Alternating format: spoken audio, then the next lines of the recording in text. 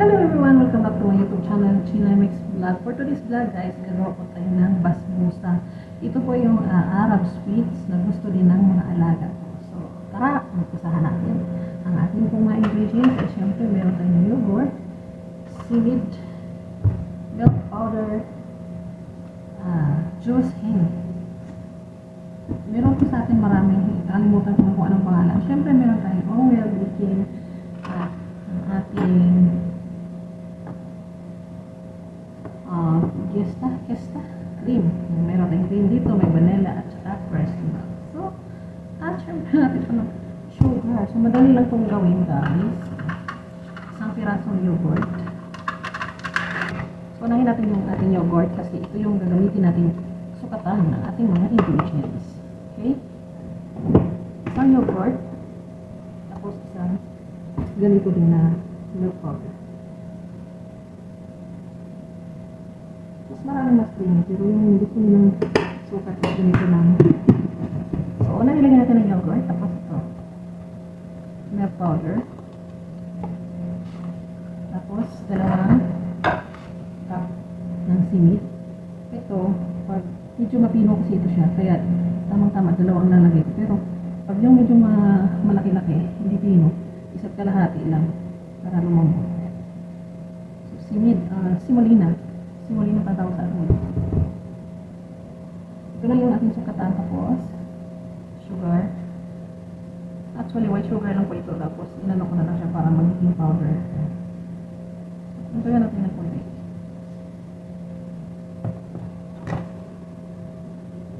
Ito naman yung juice health. Yung coconut na dry, ano ba tawag doon? Kasi designated, ano ba? Basta yun na yun. Ilalagay ko na lang sa screen. Isa din, pero hindi ko pinuno kasi maano siya, malaki. Ang ating the original cream.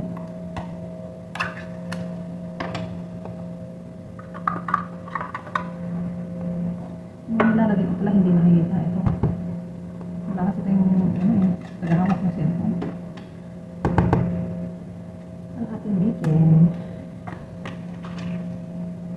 So, 1 tablespoon of baking powder.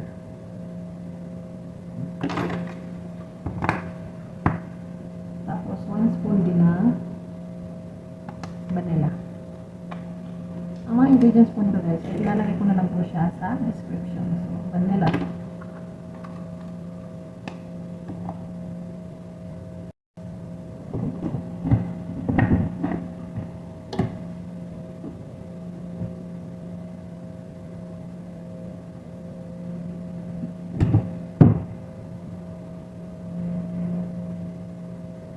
Ito ang ating oil.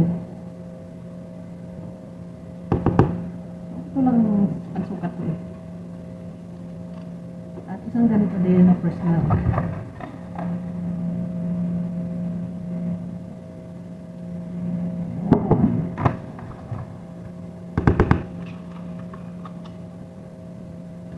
So, hindi nakikita ang ating mga pinagagawa sa papakita kasi. So, ito na po yung pinaghalo-halo natin na yogurt, powdered milk, seaweed, sugar powder, juice and coconut, cream, baking, vanilla, cooking oil, fresh milk. Ayan. Haluin na lang natin ito ng maigi.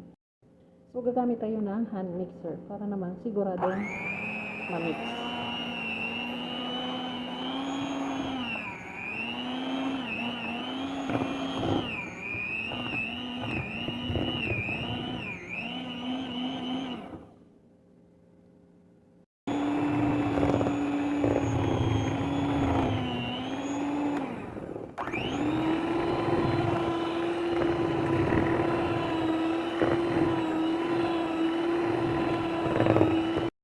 So, ayan na guys, tapos na siyang ma-mix. Ito, ilagay natin dito sa Pyrex.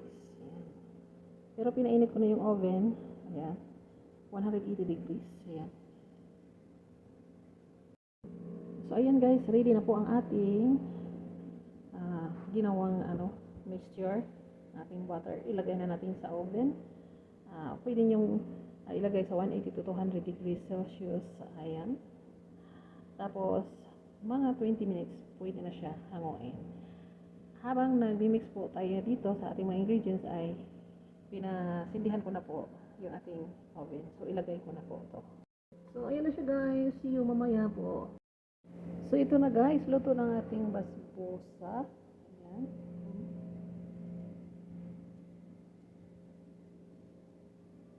Ang ganda ng kulay. Ayan. Perfect na perfect. So, huwain na lang natin yan. Ating ilagay sa kanyang lagayan. Lagay natin dito. So, hiwain ko lang guys. Thank you so much for watching.